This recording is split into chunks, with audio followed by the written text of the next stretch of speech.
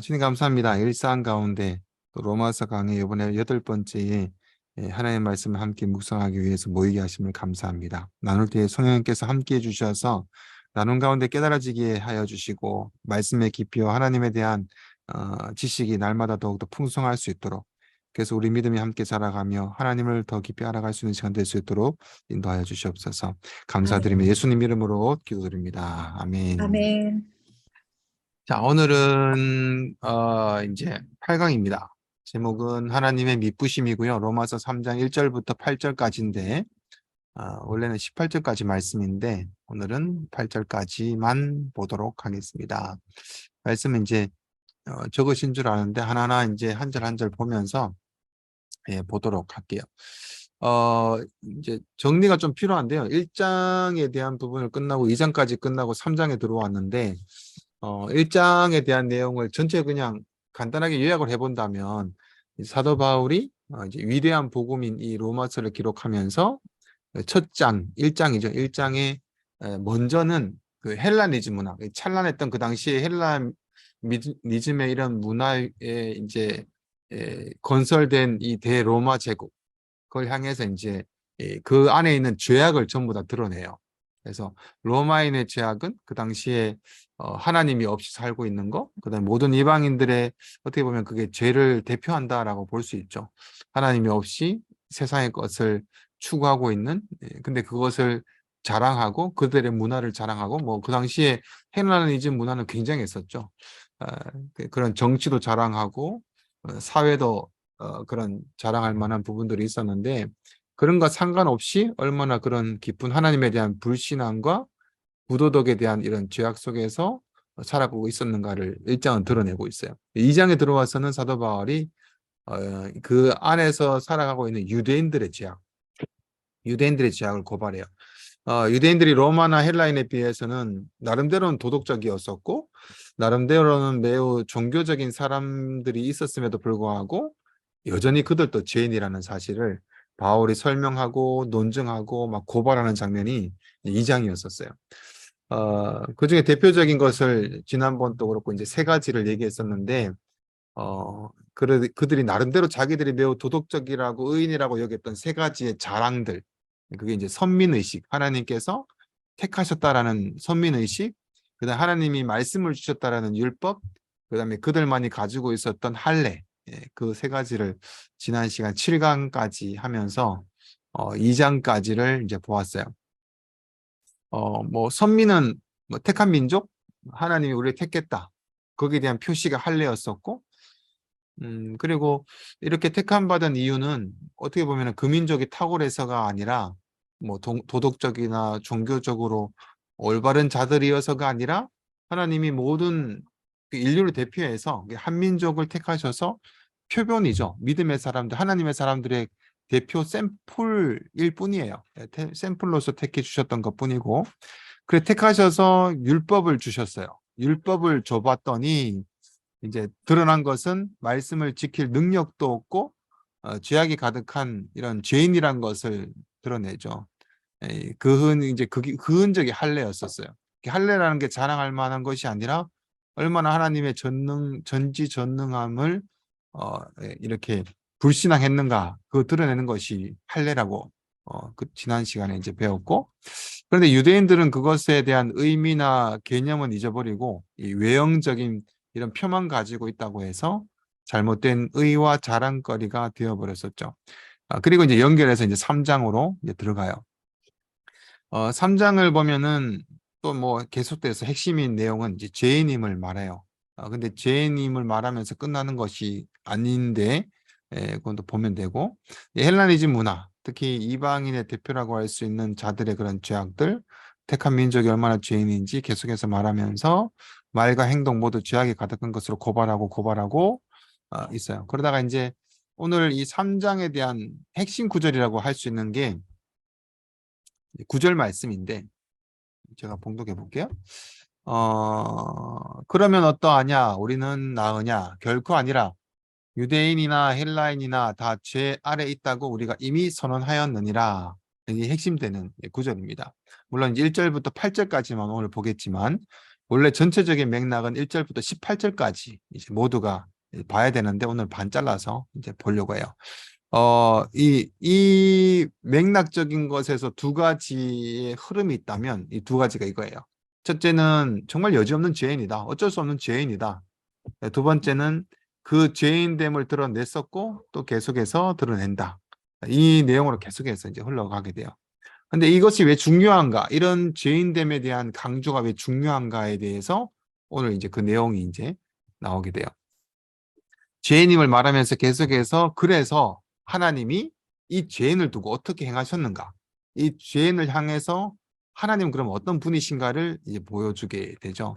자, 그러면 이제 1, 2절부터 그 내용을 봅니다. 그런즉 유대인의 나음이 무엇이며 할례의 유익이 무엇이냐? 범사에 많으니 우선은 그들이 하나님의 말씀을 맡았음이니라. 네. 하나님의 말씀이라는 내용이 나오는데 하나님의 말씀이라는 원어는 로기아라는 단어가 써요. 로기아라는 단어인데 로기아라는 하나님의 말씀이라는 단어가 쓰인 곳은 신약의 세 군데예요. 사도행전, 히브리서, 베드로전서, 그리고 로마서에 이 로기아라는 단어가 나오는데 이 말이 가지는 의미는 하나님의 말씀이 진짜 말씀이다. 참 말씀이다. 이런 의미를 가지고 있어요. 하나님의 말씀은 진짜 말씀이다. 참 말씀이다. 유대인들의 자랑 중에서 율법을 가지고 있었던 것을 자랑했었죠. 근데 율법 자체는 자랑할 만한 것이 맞아요. 그런데 이제 문제가 뭐냐면 율법을 가지고 있는 게 문제가 아니라 지키고 있는가가 이제 더 큰 이유죠. 네, 지키고 있는가라는 게 이제 문제였어요. 맡겨주셨으면 그 맡겨주신 말씀에 순종해서 그 말씀을 지켜나가야 했던 거예요. 근데 왜 안 지켰냐? 왜 그 참 뜻을 알지 못했을까? 뭐 쉽게 말해서 우리가 하나님의 말씀에 대한 인식에 대한 부분이 좀 중요하기도 한데 신학교에서는 이제 이런 말씀을 해요. 하나님 성경 하나님 말씀이다. 뭐 이렇게 얘기하면서 이 말씀 구절을 하죠. 디모데후서 3장 16절에 모든 성경은 하나님의 감동으로 된 것으로 교훈과 책망과 바르게 함과 의로 교육하기에 유익하다. 이 말씀이 이제 구약과 앞으로 완성될 신약까지 포함한 성경. 그래서 이렇게 하나님의 말씀, 하나님의 감동으로 교훈과 책망과 바르게 함과 모든 하나님의 감동으로 써졌고 의로 교육하기에 유익하다. 뭐 이렇게 우리가 알고 있는데 하나님 말씀이라 이 로기아라는 표현을 썼을 때 참 말씀이다. 진짜 말씀이다. 이 말씀은 아무렇게나 아무데나 쓰이는 단어가 아니라 신이 뭔가 인간에게 자신을 보여줄 때 썼던 단어예요. 이게 진짜다.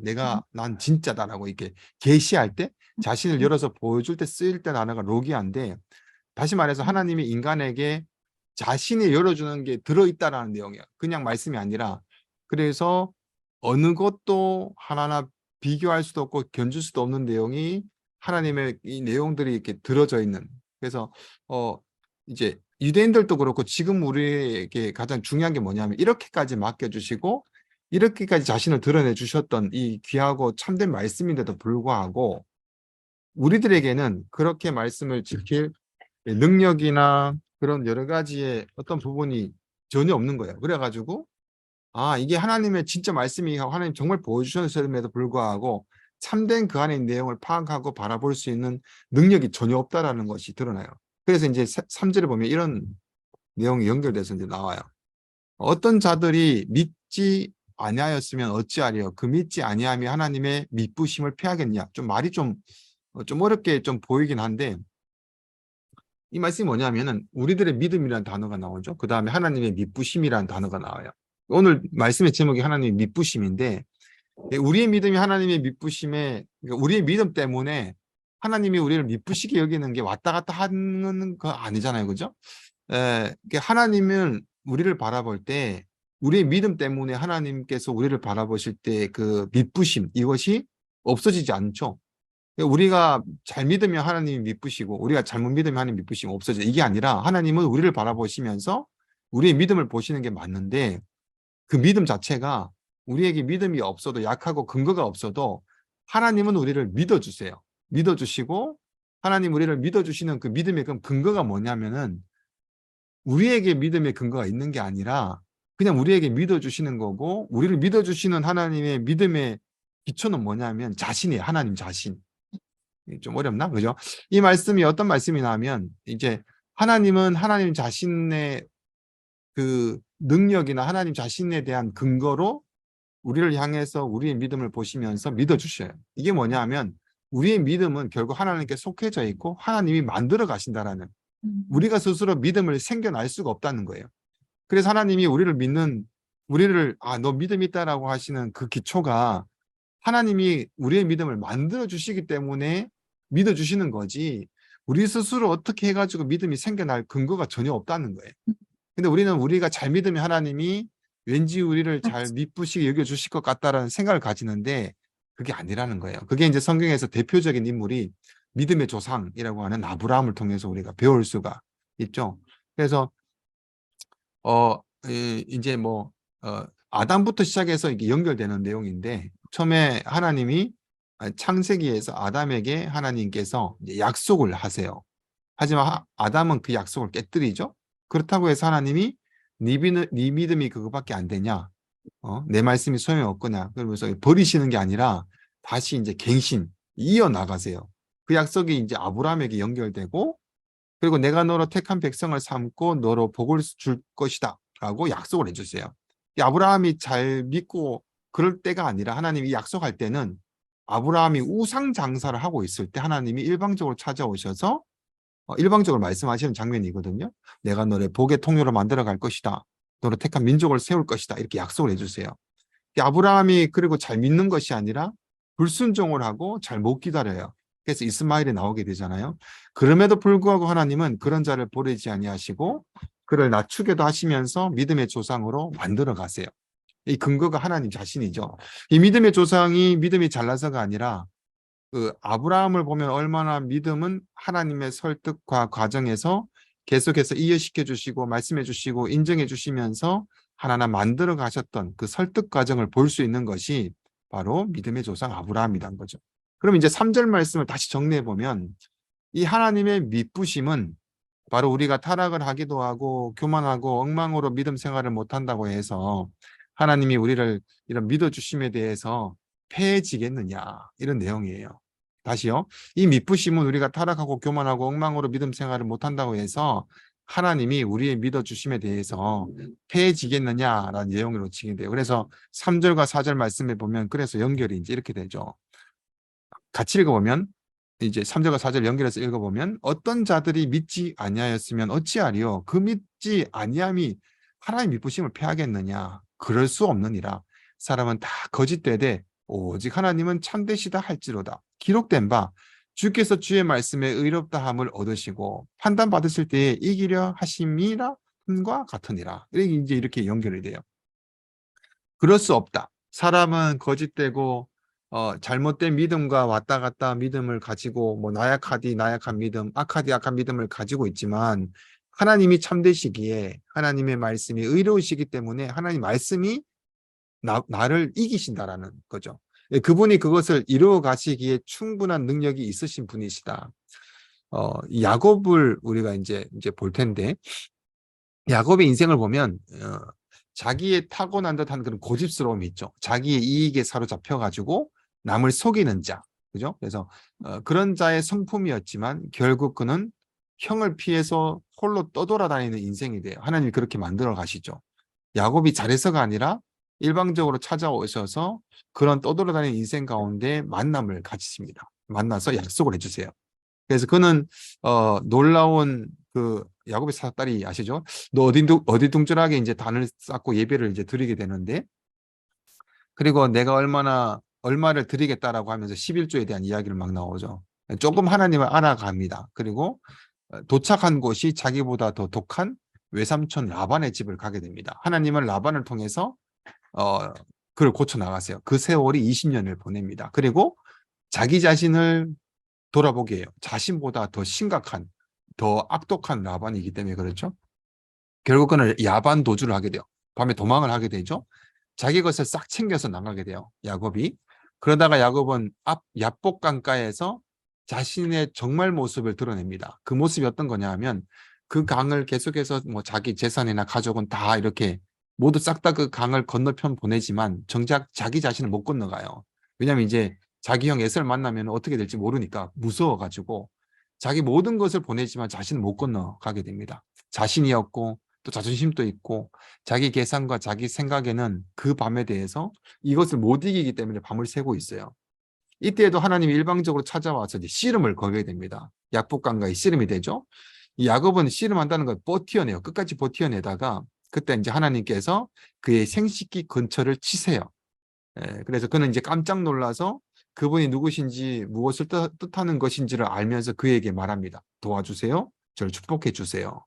그때 이제 하나님이 말씀하세요. 네 이름이 무엇인지 이렇게 물으시는데 모르고 묻는 것이 아니라 네 자신을 묻는 거예요. 그랬더니 야곱입니다. 라고 얘기해. 나는 속이는 자입니다. 라고 했더니 하나님이 이제 그 야곱을 그렇게 살았지만 이제는 그렇게 살면 안 된다. 나는 이제부터 너를 이스라엘이라고 해라. 라고 이스라엘의 이름을 주시게 됩니다. 이스라엘이라는 말은 너를 하나님이 통치하신다라는 말의 의미를 가지고 있어요. 그래서 야곱은 그렇게 살아야만 되었었죠. 그때부터 야곱은 평생 다리를 절면서 살아요. 우리가 볼 때는 좀 안타깝다라고 할 수 있지만 야곱은 그 아픔과 고통, 그 불순종한 세월을 이 다리를 절면서 기억을 하게 돼요. 그래서 평생 저는 다리지만 이 저는 다리 때문에 평생 동안 정신을 차리고 하나님이 나를 통치하신다라는 것을 잊지 않고 살아가게 돼요. 이 결과가 뭐냐면 결국은 하나님이 이기신다는 거예요. 하나님이 결국에는 이기신다. 이 세상 그 누구도 하나님의 고집과 하나님 마음 먹었던 것을 바꿀 수가 없어요. 하나님이 마음 먹으면 하나님은 결국은 이기세요. 이게 오늘 이 말씀이거든요. 하나님의 미쁘심이 우리의 믿음을 이기십니다. 그리고 하나님이 우리의 거짓됨을 이기시고 하나님이 우리의 악함을 이기세요. 하나님이 마음 먹으면 그 누구도 꺾을 수가 없죠. 이는 지금 또 우리 이제 말씀이 이제 끝났거든요. 말씀이 이제 되돌아보면 우리의 삶도 결국 어떻게 보면은 다 그런 것 같아요. 우리 환경이나 마음적이나 여러 가지 여건들이 상황들이 다 이렇게 다 다르겠지만 만약에 하나님께서 나에게 이런 계획으로 하나님이 이제 내가 너를 미쁘심으로 우리를 붙드신다면 이 하나님의 계획에서 우리는 이길 자가 없다라는 거죠. 그럼 우리가 해야 되는 것은 빨리 하나님의 이 계획 앞에서 항복을 해야 된다는 거예요. 하나님 앞에 와서 엎드려야 된다는 거고 한국말에 이런 속담이라고 하는 건 좀 그렇지만 매를 번단 말이 있어요. 매를 번다. 그냥 하면 되는데 야, 넌 꼭 매를 번다. 그러면서 꼭 이렇게까지 해야 되냐 해서 이제 하나님이 결국 이기실 거기 때문에 그래서 그 길이 잘못된 길이 아니라 이제 하나님의 의로운 길이기 때문에 이것이 살 길이기 때문에 하나님이 그렇게 진행하신다는 거죠. 이런 하나님이시기 때문에 여전히 이제 이런 말씀 앞에서 이런 계획 앞에서 깨달아질 때마다 우리는 감격할 수밖에 없는 것 같아요. 그리고 이것이 하나님에서 우리에 대한 그 기쁜 소식, 기쁨의 소식일 수밖에 없죠. 세상 사람들 보면 어떻게 그렇게 살아갈 수 있냐라고 하는 인생일지 몰라도 야곱이 평생 저는데 그게 어떻게 복된 인생이라고 할 수 있고 그게 어떻게 복음이라고 할 수 있어요. 하지만 하나님께서 하나님의 사람으로는 복된 인생이 될 수밖에 없죠. 넘어져도 하나님께서 다시 일으키는 인생이기 때문이고 또 넘어지고 죄악을 짓고 엉망으로 살아도 하나님은 계속해서 한 번 더 일으키십니다. 그리고 쓰러져도 하나님께서는 계속해서 그 계획 가운데 만들어 가시고 세워 가신다는 거죠. 왜? 그분의 신실하심으로, 그분의 미쁘심으로. 그 약속이 이제 오늘 말씀이에요. 그래서 오늘 말씀에는 인간의 죄악을 계속해서 고발해 나가지만 그 죄악을 고발한 이유가 뭐냐면 너희는 죄악인데 내가 너희들을 세워가겠다. 이제 이게 하나님의 율법을 주셨던 내용이고 죄악을 드러냈던 내용이다라는 거예요. 그래서 우리가 무엇을 믿고 나가야 되는지를 이제 하나님에 대한 어떠한 그 부분을 드러내셨고 그 부분을 어떻게 믿고 나가는지를 우리가 이제 오늘 말씀 보았는데 우리가 믿는 것이 내 믿음에 의지하는 것이 아니라 내가 믿고 있는 내 믿음이 어느 정도인가 그런 부분이 아니라 하나님의 미쁘심을 믿고 나아가는 그런 것이 첫 번째가 돼야 돼, 우선이 돼야 된다는 것. 그래서 잘못했다가는 내가 믿음이 있냐 없냐를 자꾸 따지다 보면은 내 믿음을 의지해요. 근데 그것은 잘못된 시작이고 내 믿음의 시작이 뭐냐면 하나님의 신실하신 거, 하나님의 미쁘심이란 걸 기억하고 그것을 믿는 거죠. 그게 지금 나를 내 믿음을 세워가는 것. 그래서 그런 인생이 되시기를 축복합니다. 아멘. 금방 끝나죠, 그죠? 근데 중요한 건 이제 이런 내용인 것 같아요. 오늘 이제 제가 오늘 이걸 하면서 이런 내용. 그러니까 저도 오늘 말씀을 이제 준비하면서 나에게도 하나님의 이런 미쁘심이 있었던 과거의 일이 몇 가지가 생각이 나더라고요. 여러 가지 힘들었던 일들과 어려운 일들이었는데 지나고 났더니 하나님 나를 포기하지 않고 나를 붙드셨던 부분이구나. 그런 부분이 굉장히 많이 생각이 났었고, 그리고 오늘 말씀 간에 나의 가장 기억에 남고 있는 말씀이 있다면 그런 또 나눴으면 좋겠고,